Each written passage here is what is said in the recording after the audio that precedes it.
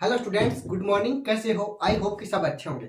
आज के इस वीडियो में हम अपने जो एस ब्लॉक चल रहा है उसको कंटिन्यू कर रहे हैं। इससे पीछे वाले वीडियो तक हमने जो ग्रुप फर्स्ट है वो कंप्लीट कर लिया था और सेकंड ग्रुप को भी स्टार्ट कर दिया था। सेकंड ग्रुप में हमने क्या किया, एलिमेंट्स थे वो देख लिए और उसके बाद में जैसे उसका इलेक्ट्रॉनिक कॉन्फ़िगरेशन है वो देख लिया। अब आगे चलते हैं। देखो, वर्ग सेकंड है, उसका जो तत्व है ना एलिमेंट्स, उनके क्या करेंगे, भौतिक गुणधर्म मतलब फिजिकल प्रॉपर्टीज आज हम देखने वाले हैं। तो चलो हेडिंग डालो, वर्ग सेकंड के तत्वों के भौतिक गुणधर्म, है ना। ग्रुप सेकंड, कौन सा? ग्रुप सेकंड के तत्वों के, ग्रुप सेकंड के तत्वों के भौतिक गुणधर्म, फिजिकल प्रॉपर्टीज। आगे कहानी समझ में, भौतिक गुणधर्म। हाँ देखो, हमने फर्स्ट के पढ़े थे ना, सेम वैसे ही है, थोड़ा बहुत चेंज है जो मैं आपको बता दूंगा। तो इंपॉर्टेंट बात यहाँ पे ये आ जाती है, आपको फर्स्ट ग्रुप है वो याद होना चाहिए। अब सेकंड है, उसमें आधा टाइम लगेगा हमें।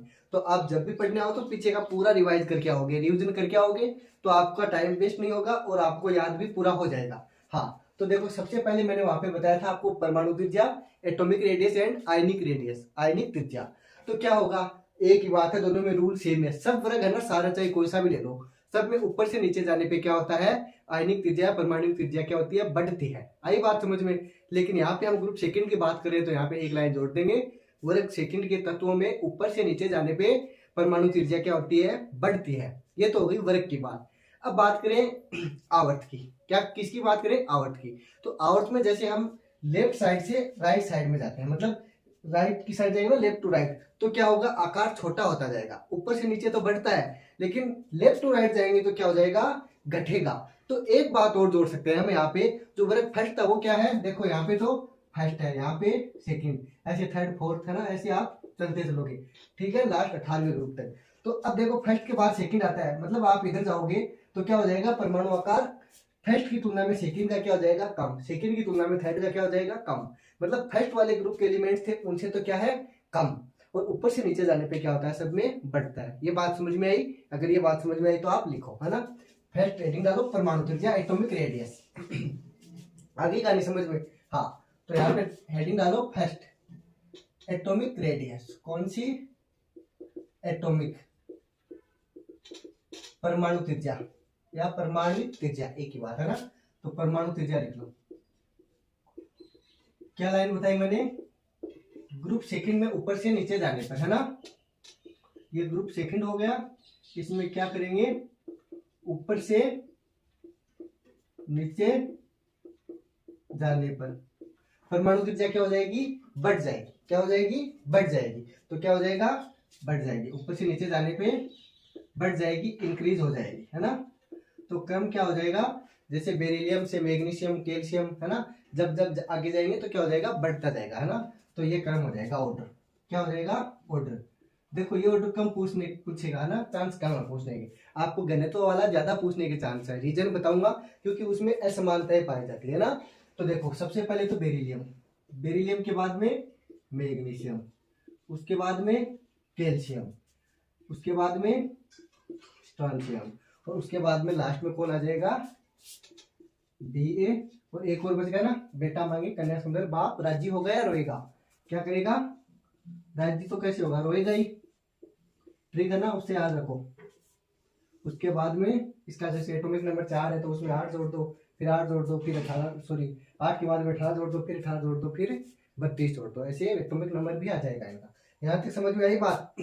तो ये तो बात होगी वर्ग की। अब बात करें आवर्त की। किसकी बात करें, आवर्त की। तो लेफ्ट टू राइट जाएंगे तो क्या होगा, फर्स्ट की तुलना में सेकंड वालों का आकार क्या हो जाएगा, छोटा हो जाएगा। तो ये बात भी लिख दो। उसका रीजन क्या बताएंगे, जे डिफेक्ट है उसके मान में क्या हो जाएगी, वृद्धि। प्रभावी नाभिक के आवेश के मान में क्या होती है, वृद्धि। जब आवर्त में चलते हो ना आप लेफ्ट टू राइट की ओर, तो जे डिफेक्ट का मान क्या हो जाएगा, बढ़ जाएगा। मतलब जे डिफेक्ट बढ़ जाएगा, मतलब क्या हो जाएगा, उनकी त्रिज्या वो क्या हो जाएगी, कम हो जाएगी। आकर्षण बढ़ जाता है जे डिफेक्ट बढ़ने से ना, तो आकर्षण बढ़ेगा, अट्रैक्शन फोर्स बढ़ जाएगा, तो क्या होंगे, वो पास पास आ जाएंगे। इसलिए आवर्त में क्या हो जाएगा, आवर्त में देखो लेफ्ट टू राइट, किसकी तरफ जाओगे, लेफ्ट टू राइट, बाएं से दाएं जाओगे क्या, हाँ, जाने पर जे डिफेक्ट क्या हो जाएगा, बढ़ जाएगा, प्रभावी नाभिक के आवेश। हाँ, तो यहाँ पे मैं लिख रहा हूँ जेड इफेक्ट क्या हो जाएगा, बढ़ जाएगा। क्या होगा, बढ़ जाएगा। अगर जेड इफेक्ट बढ़ जाएगा तो परमाणु त्रिज्या क्या हो जाएगी, कम हो जाएगी, है ना। परमाणु आकार क्या हो जाएगा, कम। परमाणु आकार कम मतलब परमाणु त्रिज्या कम, ऐसे याद रखो ना। जेड इफेक्ट बढ़ेगा तो परमाणु रेडियस, एटॉमिक रेडियस क्या हो जाएगी, कम हो जाएगी। तो मैं सीधी सी इंपॉर्टेंट बात ये लिख सकता हूँ ना, 1 सेकंड की जो परमाणु मतलब एटॉमिक रेडियस है वो फर्स्ट की तुलना में क्या है, छोटी है ना। तो यहाँ पे ये लिख देंगे ना, ग्रुप सेकंड है, 1 सेकंड है ना, कि एटॉमिक रेडियस, कौन सी radius, atomic radius group first की तुलना में, ग्रुप फर्स्ट की तुलना में क्या हो जाएगी, कम हो जाएगी, है ना। छोटी होती है की तुलना में कम होती है या छोटी होती है, जो भी आपको सुटेबल लगे। सीधा सा मतलब इसका ये निकला, जो ग्रुप सेकंड की एटॉमिक रेडियस है वो फर्स्ट की तुलना में क्या होती है, कम होती है। आगे कहानी समझ में। हाँ, तो ग्रुप सेकंड की होगी और फर्स्ट की होगी, एटॉमिक रेडियस की बात होगी। उसके बाद में नेक्स्ट पॉइंट डालेंगे आप डेंसिटी। आप इसको नोट करो, फिर चलते हैं डेंसिटी की ओर। छाप लिया। हाँ, सेकंड आगे डेंसिटी, घनत्व है। घनत्व का मतलब क्या होता है, मास अपॉन वॉल्यूम।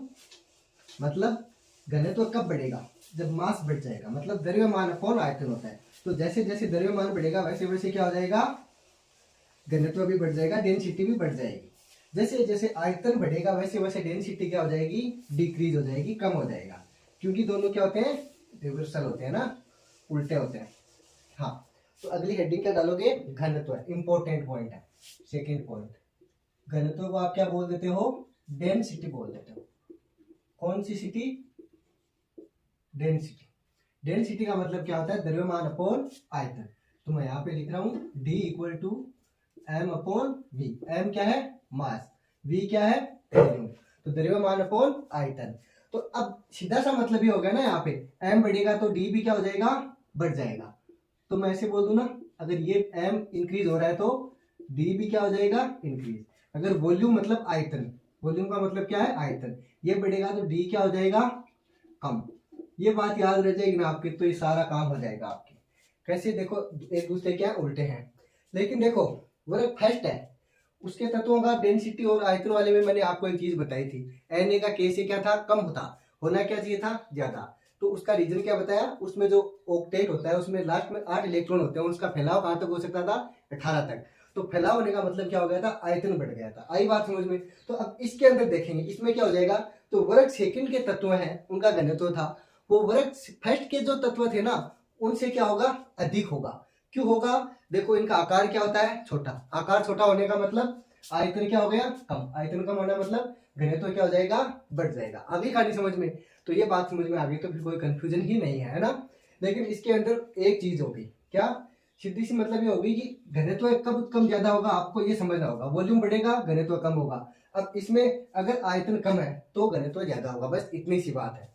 तो वर्ग सेकंड के बारे में लिखोगे, क्या फर्स्ट लाइन लिखोगे, वर्ग सेकंड के तत्वों का घनत्व है। हाँ, मैं लिखा देता हूँ साथ में, है ना। वर्ग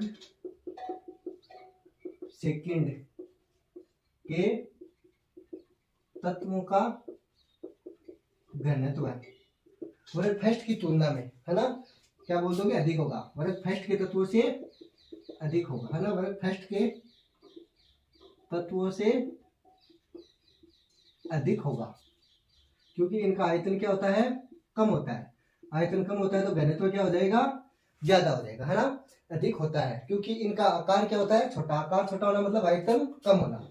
तो यहाँ पे लिख देता हूँ, होता है क्योंकि, रीजन लिखा देता हूँ साथ में, क्योंकि इनका आकार क्या होगा, छोटा। मैंने अभी पीछे ही बात बताई आपको, जब आप सेकंड आउट में जाओगे फर्स्ट से तो क्या हो जाएगा, लेफ्ट टू राइट जाओगे तो आकार क्या होता जाएगा, छोटा। आकार छोटा हो गया, इसका मतलब आयतन क्या हो गया उनका, कम। आयतन कम तो घनत्व क्या हो जाएगा, फर्स्ट की तुलना में ज्यादा। बस यही इंपॉर्टेंट बात है। तो क्योंकि इनका आकार क्या होता है, छोटा। अब एक बात बताओ, आकार छोटा हो गया तो परमाणु है इसके अंदर वो क्या हो जाएंगे, पास पास हो जाएंगे, मतलब सघन अवस्था में होंगे। उनके बीच में स्पेस क्या हो जाएगा, कम हो जाएगा। तो स्पेस कम हो जाएगा तो सघन हो जाएंगे। दूसरी बात क्या हो जाएगा, कठोर हो जाएंगे, सॉलिड हो जाएंगे फर्स्ट की तुलना में। ये चीज आपको भी पता है ना, जैसे आपके पास में गुब्बारा होता है, उसको आप दबाते जाते हो ना, तो उसका स्पेस क्या होता है, कम होता जाता है, तो उसके अंदर जो एटम्स होते हैं वो क्या होते हैं, पास पास आ जाते हैं। उसकी वजह से क्या होता है, लास्ट में वो फट जाता है, प्रेशर भी बढ़ जाता है, तो एटम्स होते हैं वो क्या होते हैं, बहुत ज्यादा हो जाते हैं, स्पेस कम हो जाता है, मतलब उनका घनत्व क्या हो जाता है, बढ़ जाता है, कम जगह में ज्यादा एटम हो जाते हैं, मतलब घनत्व बढ़ गया, उनका डेंसिटी बढ़ गई, बस यही बात है, मतलब सघनता हो गई। अतः ये क्या होते हैं, सघन, मतलब सघन और विरल दो चीज होती है ना, हाँ बस सघन व कठोर होते हैं ना, कठोर मतलब सॉलिड।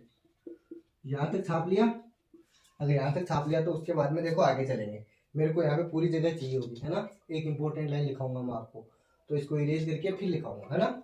अब देखो वर्ग, वर्ग में जब ऊपर से नीचे जाते हैं तो घनत्व में इनके क्या आती है, अनियमितताएं आती है, और अनियमितताएं आती है ना तो क्या हो जाता है, जो बीई से सीए होता है ना, बेरिलियम से सीए मतलब कैल्शियम तक घनत्व क्या होता है, इनका घटता है, मतलब अनियमितता पाई जाती है, और उसके बाद वापस क्या हो जाता है, घनत्व बढ़ने लगता है। तो इसी कारण क्रिस्टल संरचनाएं होती है ना इसकी, क्रिस्टल स्ट्रक्चर्स, उनमें क्या आता है, डिफरेंस होता है, अंतर होता है, और वो बहुत इंपॉर्टेंट हो जाता है, ये बात है ना। तो यहाँ पे स्टार लगा दोगे, और जब जो लाइन लिखाऊंगा ना वो एकदम दिमाग में बैठा दोगे आप, ठीक है। हाँ तो देखो अब मैं लिखूंगा यहाँ पे एक लाइन इंपॉर्टेंट, वर्ग में ऊपर से नीचे जाने पर, है ना, वर्ग में ऊपर से नीचे जाने पर, बहुत इंपॉर्टेंट लाइन है, कौन से में, सेकंड में, सेकंड की बात चल रही है ना, वर्ग वर्ग सेकंड में ऊपर, चलो बड़ा लिख दूं थोड़ा ना दिख जाए, वर्ग में ऊपर से नीचे जाने पर इनके घनत्व में अनियमितताएं पाई जाती है ना, जाने पर इनके घनत्व में, जाने पर इनके घनत्व मतलब डेंसिटी में अनियमितताएं पाई जाती है ना, अनियमितताएं होती है, पाई जाती है, इरेगुलरिटी पाई जाती है ना, अनियमितताएं होती है। अनियमितताएं कैसी होती है, जैसे बी से सी तक क्या होता है, घटता है, बीई से, है ना, बेरिलियम से बीई से सी तक क्या होता है, घटता है, नहीं वो होता क्या है, जनरली बढ़ना चाहिए, है ना, तो तक क्या होता है, घटता है। अगर ये यहां तक घटता है और उसके बाद में क्या हो जाता है, बढ़ जाता है ना, फिर घनत्व है बढ़ता है, तो आपको यही बात याद रखनी है, फिर घनत्व है बढ़ता है, तो इसका जो ऑर्डर हो जाता है वो बहुत इंपॉर्टेंट हो जाता है ना, इसी कारण क्रिस्टल संरचनाओं में क्या होता है, डिफरेंस होता है, अंतर होता है ना। अतः है क्या बोल सकते हैं हम, इसका जो क्रिस्टल होता है वो अलग अलग होता है ना, क्रिस्टलीय स्ट्रक्चर्स में, है ना, क्रिस्टल संरचनाओं में क्या होता है, अंतर होता है, क्रिस्टल संरचनाओं में अंतर होता है। अब देखो कर्म है ना, ऑर्डर वो लिखो, बहुत इंपॉर्टेंट है, ऑर्डर पूछेगा डेंसिटी का तो आपको आना ही चाहिए, ऑर्डर क्या होना चाहिए, आना चाहिए, तो सबसे पहले क्या होगा, घटेगा, तो सी ए तक क्या होता है, घटता है, तो सी ए उसके बाद में और कम हो जाएगा, किसका आ जाएगा, मैग्नीशियम का आ जाएगा, क्यों घटेगा ना, उल्टा है, मैग्नीशियम के बाद में देखो आपको याद रखना बहुत इंपॉर्टेंट है, बेरिलियम आएगा, कौन आएगा, बेरिलियम, देखो बेटा मांगे कन्या, तो इधर से चलेंगे ना कि इधर से, ऊपर वाले में उल्टा था ना, बाकी ये दोनों तो सेम टू सेम रह जाएंगे, कौन से, एस आर और बी ए, कौन, एस आर और बी ए, तो ऐसे इधर बढ़ेगा ना, कैल्शियम का क्या है, सबसे कम है इसमें, क्या है सबसे कम, और सबसे ज्यादा किसका है, बेरिलियम का है, बेरियम का है सॉरी, है ना, बी ए, बहुत ही इंपॉर्टेंट कम है ना, याद रख लेना, कैल्शियम, मैग्नीशियम, बेरिलियम, स्ट्रोंशियम और बेरियम, छाप लिया। घनत्व का बढ़ता क्रम है ना, इंक्रीजिंग ऑर्डर है, बढ़ता क्रम किसका, डी का, डी का इंक्रीजिंग ऑर्डर है, का बढ़ता क्रम, छापो, उसके बाद में आगे चलेंगे। हाँ अगला परीक्षण करेंगे फ्लेम टेस्ट, कौन सा, ज्वाला परीक्षण, ज्वाला परीक्षण का मतलब जो धातुएं होती हैं क्या करती हैं, अलग अलग रंग प्रचार करती हैं, जो अलग अलग धातुएं ये क्या करती हैं, अलग अलग कलर देती है, अब कौन सी धातु क्या कलर देती है आपको याद रखना है, एग्जाम में पूछ सकता है, हालांकि अभी तक पूछा नहीं है लेकिन पूछ सकता है, देखो एग्जामिनर की जो मर्जी वही पूछे, हमारे सिलेबस में दिया हुआ है, तो आपको पढ़ के जाना है ना, ऐसे छोड़ के कुछ भी नहीं जाना, आप इतना पढ़ के चले जाओगे आपका आराम से काम निकल जाएगा अच्छे से एकदम, है ना। तो अगली हेडिंग डालो ज्वाला परीक्षण, फ्लेम टेस्ट, कौन सा, नेक्स्ट हो जाएगा ज्वाला परीक्षण, कौन सा, ज्वाला परीक्षण, ज्वाला परीक्षण को आप क्या बोलते हो? Flame test. फ्लेम टेस्ट देखो, जब फ्लेम टेस्ट करोगे तो क्या होगा, अलग अलग कलर देंगे। क्षार धातुओं के समान ही जो क्षार मृदा धातुएं हैं ये भी क्या करती है, जलाने के ऊपर विशिष्ट रंग प्रदान करती है। उसी को क्या कह देते हैं हम? फ्लेम टेस्ट कह देते हैं ना। तो यहाँ पे एक लाइन लिख लो सबसे पहले, है ना। क्षार धातुएं थी मतलब फर्स्ट ग्रुप की धातुएं थी ना, उनके समान ही। हाँ, तो क्या बोल दोगे? क्षार धातुओं के समान ही, फर्स्ट ग्रुप के समान ही मतलब है ना। क्षारीय मृदा धातुएं, क्षारीय मृदा धातुएं, क्या? क्षारीय मृदा धातुएं भी जलाने पर, है ना, धातुएं भी, यही लिख देता हूं ना, भी जलाने पर, क्षारीय मृदा धातुएं भी जलाने पर विशिष्ट रंग की ज्वाला देती है। धातुएं भी जलाने पर विशिष्ट प्रकार की ज्वाला या फिर रंग बोल सकते हो ना, विशिष्ट प्रकार की ज्वाला या फिर रंग मतलब कलर प्रदान करते हैं। अब कौन सा एलिमेंट किस प्रकार का कलर देता है ये आपको याद रखना है। एक साइड में आप एलिमेंट रखो, दूसरी साइड में क्या लिख दो? ज्वाला का रंग लिख दो, है ना। तो जैसे एक तो हो गया तत्व मतलब एलिमेंट, एक लाइन में तो क्या आ जाएंगे? एलिमेंट आ जाएंगे। दूसरे में क्या आ जाएगा? ज्वाला का रंग आ जाएगा, है ना। दो कॉलम बना लो ऐसे, बढ़िया बढ़िया सुंदर सुंदर बना लो। सबसे पहले में कि कौन लिख लो? बीई लिख लो। क्या? बीई। उसके बाद में एमजी लिख लो, उसके बाद में सीए लिख लो, उसके बाद में स्ट्रोंशियम लिख लो, उसके बाद में बी ए लिख लो। कौन सी ए? बी ए, है ना। लास्ट लिख लो उसके बाद, हाँ लास्ट होगा ना स्ट्रोंशियम। इतनी है, वो रेडियो एक्टिव है तो वो तो हमारे काम की है नहीं यहाँ पे। हाँ, तो देखो ज्वाला का रंग कौन सा हो जाएगा? बीई होता है। ये कौन सा कलर देगा? सुनहरी पीला, गोल्डन येलो। कौन सा येलो? Golden yellow. तो यहाँ पे लिखो सुनहरी पीला। देखो थोड़ा सही लिख देता हूँ, आप स्क्रीनशॉट लोगे तो अच्छा सा दिख जाए, है ना। गोल्डन येलो, है ना। वाई जी, सुनहरी पीला, सुनहरी पीला। देखो उसमें भी सुनहरी पीला था क्या? किसका था? आप कमेंट करके बताओगे। उसके बाद में ईंट के जैसा लाल। देखो सेम टू सेम उल्टा हो गया ना, ईंट के जैसा लाल, ईंट के जैसा लाल, किरमिंजी लाल बोलते हो क्या उसको, है ना। हाँ, मैग्नीशियम के बाद में आ गया सी ए, जो किरमिंजी लाल होता है ना, सी ए, किरमिंजी लाल। कौन होता है? सी ए, किरमिंजी लाल। सॉरी, और ये बी ए भी क्या होता है? किरमिंजी लाल ही होता है ना, किरमिंजी लाल। और उसके बाद में स्ट्रोंशियम बच गया, ये क्या हो जाएगा? सेव के जैसा हरा होता है ना। किसके जैसा? सेव के जैसा हरा। यहां तक बात समझ में आ गई तो स्क्रीनशॉट लो, फिर आगे चलते हैं। अगला ऑक्सीडेशन स्टेट की बात करते हैं फिर, है ना। छाप दिया। ऑक्सीकरण अवस्था की बात करें, देखो यहीं पे बता देता हूँ। देखो ऑक्सीकरण अवस्था इधर कर लेते हैं। हाँ, ऑक्सीकरण अवस्था, अगला पॉइंट ऑक्सीडेशन स्टेट, ऑक्सीकरण अवस्था, ऑक्सीडेशन स्टेट, शॉर्टकट में क्या बोल दोगे? ओएस। देखो इनके अंतिम अंतिम बाह्यतम कोश में कितने इलेक्ट्रॉन होते हैं? 2 इलेक्ट्रॉन होते हैं। तो ये इनको त्याग के क्या बनाते हैं? M2+ बना देते हैं या M+2 बनाते हैं। तो हम ये बोल सकते हैं जो M2+ बना रहे हैं मतलब जो 2 इलेक्ट्रॉन त्याग रहे हैं, यही क्या हो गई? इनकी ऑक्सीडेशन स्टेट हो गई। तो यहाँ पे सीधा सीधा याद रख लोगे। और एक सेकंड के तत्वों की ऑक्सीडेशन स्टेट कितनी होती है? +2। और फर्स्ट ग्रुप की कितनी थी? +1। यहाँ तक बात समझ में आ गई। क्या करते हैं ये जो क्षार मृदा धातुएं होती है, ये अपने बाह्यतम कोश में उपस्थित 2 इलेक्ट्रॉनों को त्याग के क्या करती है? M+2 आयन बनाती है। और क्या हो जाता है? इनका ऑक्सीडेशन स्टेट +2 हो जाता है ना। तो बाह्यतम कोश में कितने इलेक्ट्रॉन होते हैं? 2 इलेक्ट्रॉन। और इनको क्या कर देती है? त्याग कर देती है, डोनेट कर देती है ना। और त्याग कर क्या बना लेती है? ये बना लेती है M+2। अभी कहानी समझ में। और M+2 बना लेगी तो क्या हो जाएगी? M+2 आयन बना लेगी ना, आयन। क्या है ये? आयन। और ऑक्सीडेशन स्टेट हो जाएगी +2। यहाँ तक छापो, उसके बाद आगे चलते हैं। देखो आई बात समझ में? छापो आराम से 1 मिनट में, सिर्फ 1 मिनट का टाइम है। चलो 1 मिनट का टाइम भी नहीं देंगे आपको, तो स्क्रीनशॉट ही लेना है, ले लिया होगा ना। हाँ, उसके बाद में देखो इनके गलनांक की बात करेंगे, एमपी की बात, मेल्टिंग पॉइंट की बात। किसकी? Melting point. मेल्टिंग पॉइंट क्या होता है इनका? मतलब गलनांक। एक होता है क्वथनांक, एक होता है गलनांक। आप लोग मुझे अंतर बताओगे, मैंने फर्स्ट ग्रुप पढ़ाया था तब आपको बताया था गलनांक क्या होता है। तो आज मैं आपसे पूछ रहा हूँ कितना याद है कि नहीं है।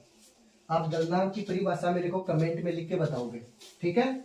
मेल्टिंग पॉइंट एमपी क्या होता है, और फर्स्ट ग्रुप का जो एमपी लिखाया था मैंने वो भी कमेंट साथ में कर दोगे इसके, है ना। परिभाषा विद फर्स्ट ग्रुप का जो एमपी है, मेल्टिंग पॉइंट है, उसका उत्तर आप लिखोगे, है ना। तो यहाँ पे क्या लिखोगे? गलनांक। अगला पॉइंट क्या हो जाएगा? गलनांक। जिस टेम्परेचर पे पिघलने लग जाए कोई वस्तु, है ना, उसको क्या बोलते हो? गलनांक। और उबलने लग जाए उसको क्वथनांक। अभी बात समझ में। तो शॉर्टकट में क्या बोल दोगे? Melting point. पूरा नाम क्या है इसका? ऐसे बोलते हो, मेल्टिंग पॉइंट। अभी कहानी समझ में, शॉर्टकट में एमपी बोल देते हो। तो क्षारीय मृदा धातुएं, इनका एमपी क्या होता है? देखो इनका भी एमपी क्या होता है? फर्स्ट की तुलना में क्या हो जाएगा? इनका एमपी ज्यादा हो जाएगा। रीजन क्या है? इनका आकार क्या होगा? छोटा। अब आकार छोटा हो जाएगा तो क्या होंगी? कठोर होंगी। कठोर होंगी तो इनका मेल्टिंग पॉइंट भी अपने आप क्या हो जाएगा? ज्यादा। तो सबसे इंपॉर्टेंट बात क्या हो जाएगी? क्षारीय मृदा धातुओं का आकार छोटा होता है, इसके कारण वर्ग फर्स्ट की तुलना में इनका मेल्टिंग पॉइंट क्या हो गया? अधिक हो गया। लिखो, है ना, ये बात स्टार लाइन है। फर्स्ट की तुलना में क्या हो गया? अधिक हो गया, है ना। तो यहाँ पे लिखो, डायरेक्ट लिख दो ना, इनका आकार। इनका मतलब क्षारीय मृदा धातुओं का आकार, और या फिर ग्रुप सेकंड की धातुओं का आकार क्या होता है? छोटा। इनका आकार क्या होता है? छोटा। अब देखो आकार छोटा हो गया तो इनका गलनांक क्या हो जाएगा? तो फर्स्ट ग्रुप है उससे ज्यादा। आकार छोटा, आकार छोटा मतलब इसका मतलब क्या हो गया? छोटा। आकार छोटा होने के कारण ग्रुप फर्स्ट, कौन सा? ग्रुप फर्स्ट से इनका एमपी क्या हो जाएगा? मेल्टिंग पॉइंट अधिक हो जाएगा बच्चों। क्या हो जाएगा? अधिक हो जाएगा। अब आपको ये सारी चीजें सिंबल में याद रखनी पड़ेगी, क्योंकि देखो जितना इजी रखोगे उतना आपका टाइम बचेगा, है ना। तो क्या हो गया? इनका आकार क्या होता है? छोटा। आकार छोटा होने के कारण ग्रुप फर्स्ट से इनका एमपी मतलब मेल्टिंग पॉइंट क्या हो गया? अधिक हो गया, ज्यादा हो गया, है ना। हाँ, तो यहाँ तक बात समझ में आ गई। अब सेकंड है, इसमें ऊपर से नीचे जाने पे क्या होता है? आकार में वृद्धि होती है। अगर आकार में वृद्धि हो गई तो इनके गलनांक में क्या हो जाएगी? कमी आ जाएगी। ये आपको मैंने पहले भी समझाया है ना, तो बार बार एक ही बात को समझाना कोई मतलब नहीं है। लेकिन इसमें आपको एक इंपॉर्टेंट बात बता देता हूँ, मैग्नीशियम का जो गलनांक होता है वो सबसे अधिक होता है। इंपॉर्टेंट लाइन आपको पूछ सकता है एग्जाम में, है ना, इसलिए यहाँ पे ये इंपॉर्टेंट हो जाता है। आगे खाली समझ में। हाँ, तो मैं सेकंड लाइन क्या लिखा दूंगा? ग्रुप सेकंड की बात हो रही है ना, ग्रुप सेकंड में ऊपर से नीचे जाने पर, है ना, आपको पता है परमाणु ऊर्जा बढ़ गई ऊपर से नीचे जाते हैं तो, है ना। ऊपर से नीचे जाने पर परमाणु में आकार में क्या होगी? वृद्धि होगी। जाने पर आकार में वृद्धि। आकार में वृद्धि। आकार में क्या होती है? वृद्धि। आकार में वृद्धि होने पर गलनांक में क्या आती है? कमी। वृद्धि होने पर होती है, लिख दो, ज्यादा सही रहेगा। आकार में वृद्धि होती है, अतः गलनांक में क्या आती है? कमी। क्या आती है बच्चों? कमी। अतः गलनांक में कमी आती है। देखो आकार मतलब इनकी साइज क्या होगी? इंक्रीज। तो इनका जो मेल्टिंग पॉइंट है वो क्या हो गया? डिक्रीज। आगे कहानी समझ में, कमी आती है। इंपॉर्टेंट लाइन क्या हो जाएगी? सबसे मैग्नीशियम का गलनांक क्या होता है? सबसे अधिक होता है ना। Mg का एमपी अपने ग्रुप में, किसमें? अपने ग्रुप में, है ना, मतलब सेकंड ग्रुप में। Mg का एमपी अपने ग्रुप मतलब अपने ग्रुप मतलब ग्रुप सेकंड में सबसे अधिक होता है। सबसे अधिक होता है। सबसे अधिक होता है तो इनका क्रम क्या हो जाएगा? सबसे अधिक होता है मतलब सबसे पहले तो कौन आ जाएगा? Mg आ जाएगा। कौन आ जाएगा बच्चों? Mg। उसके बाद में सारा सेम रहेगा, बेटा मांगे कन्या सुंदर, तो Mg तो आ गया पहले। उसके बाद में जो रह गए वो आ जाएंगे। सॉरी देखो उल्टा लिख दिया, सॉरी ना, बोला सही है, यहाँ पे ध्यान दीजिए। हाँ, उसके बाद में सारे के सारे सेम है ना, ये Ca आ जाएगा, उसके बाद में Sr आ जाएगा और फिर Ba आ जाएगा।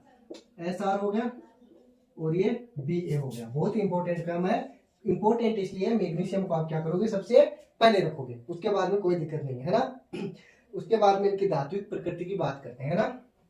अगला पॉइंट मैंने बताया धात्विक प्रकृति लिखो। धात्विक प्रकृति में मैंने क्या बताया, क्षारीय मृदा धातु होती है, इनकी आयनन एंथैल्पी का मान क्या होता है, कम होता है। तो आयनन एंथैल्पी का मान कम हो जाएगा, इस वजह से क्या हो जाएगी, इनकी जो धात्विक प्रकृति है बंध की वो क्या हो जाएगी, प्रबल हो जाएगी, स्ट्रॉन्ग धात्विक बॉन्ड पाया जाएगा, स्ट्रॉन्ग मेटेलिक बॉन्ड पाया जाएगा, है ना।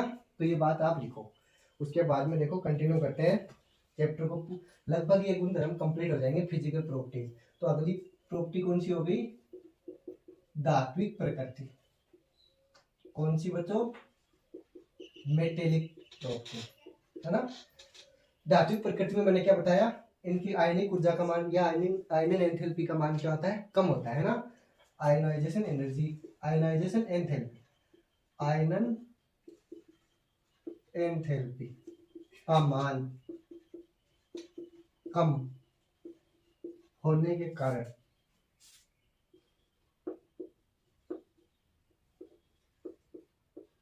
क्या हो जाएगा, का मान कम होने के कारण इनकी धात्विक प्रकृति क्या हो जाएगी, प्रबल हो जाएगी।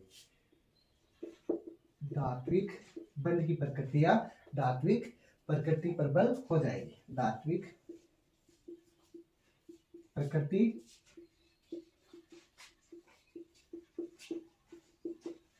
प्रबल होती है। यहाँ तक बात समझ में आ गई। दूसरी इंपॉर्टेंट बात मैंने आपको क्या बताई, वर्ग में ऊपर से नीचे जाने पे आकार में क्या होती है बच्चों, वृद्धि होती है। तो आकार में वृद्धि हो जाएगी, तो आपको मैंने फर्स्ट ग्रुप में ही समझा दिया, धात्विक प्रकृति में भी क्या हो जाएगा, वृद्धि हो जाएगी, इंक्रीमेंट हो जाएगा, ठीक है। तो वर्ग में ऊपर से नीचे जाने पे, है ना, शॉर्टकट में लिख दूं, वर्ग में ऊपर से नीचे जाने पर क्या होता है, धात्विक प्रकृति भी क्या होती है, बढ़ती है, इंक्रीज होती है ना। ये बात हमने बहुत बार देख ली है। धात्विक प्रकृति क्या हो जाएगी, बढ़ जाएगी, है ना। ऐसे सीधा लिखना सीख जाओ, है ना, एकदम अच्छे से याद रख जाओ। हाँ, लास्ट प्रॉपर्टी हो जाएगी चुंबकीय प्रकृति, मैग्नेटिक नेचर। इसमें क्या हो जाएगा, क्षारीय मृदा धात्विक होती है, इनके अंदर धनायन होता है M+2, है ना। तो वो बनने के बाद में क्या हो जाता है, इनमें अयुग्मित इलेक्ट्रॉन क्या होता है, अब्सेंट होता है। तो अयुग्मित इलेक्ट्रॉन अब्सेंट होगा, मतलब अनपेड इलेक्ट्रॉन नहीं होगा इनमें। तो क्या हो जाएगा, इनकी चुंबकीय प्रकृति क्या हो जाएगी, प्रतिचुंबकीय हो जाएगी। अगर इलेक्ट्रॉन उपस्थित होता, मतलब युग्मित इलेक्ट्रॉन होता, पेड इलेक्ट्रॉन होता, तो अनपेड इलेक्ट्रॉन होता सॉरी ना, तो क्या हो जाता, ये क्या हो जाते, अनुचुंबकीय हो जाते, है ना, पैरामैग्नेटिक हो जाते हैं। लेकिन इनमें क्या होता है, अपने अयुग्मित इलेक्ट्रॉन अब्सेंट होता है, इसलिए क्या हो जाएगा, ये प्रतिचुंबकीय हो जाएगा। अगर अयुग्मित इलेक्ट्रॉन प्रेजेंट है तो ये क्या करेंगे, रंग भी प्रदान नहीं करेंगे, मतलब ये रंगहीन होते हैं, जो फर्स्ट ग्रुप में भी सेम बात थी, ठीक है। तो इसकी चुंबकीय प्रकृति की बात करें, है ना, लास्ट प्रॉपर्टी आ जाएगी मैग्नेटिक प्रॉपर्टी। तो क्या हो जाएगा, अयुग्मित इलेक्ट्रॉन क्या होता है, अब्सेंट होता है, अनपेड इलेक्ट्रॉन इसमें प्रेजेंट नहीं होता। हाँ, तो चुंबकीय प्रकृति की बात करते हैं ना, लास्ट कौन सी, चुंबकीय प्रकृति, मैग्नेटिक नेचर, ठीक है। अब देखो मैग्नेटिक नेचर की बात करें तो क्या हो जाएगा, इसके अंदर क्या होगा, M+2 धनायन का निर्माण हो जाएगा, है ना, इलेक्ट्रॉन त्यागने के बाद में। अंतिम संयोजी कोष होता है, उसमें 2 इलेक्ट्रॉन होते हैं, दोनों त्यागने के बाद में M+2 धनायन का निर्माण हो जाएगा, है ना, M+2 आयन का निर्माण, है ना। तो ये धनायन बन गया, है ना। धनायन बनने के बाद अनपेड इलेक्ट्रॉन क्या होते हैं, अब्सेंट, अयुग्मित इलेक्ट्रॉन क्या होते हैं, प्रेजेंट नहीं होते।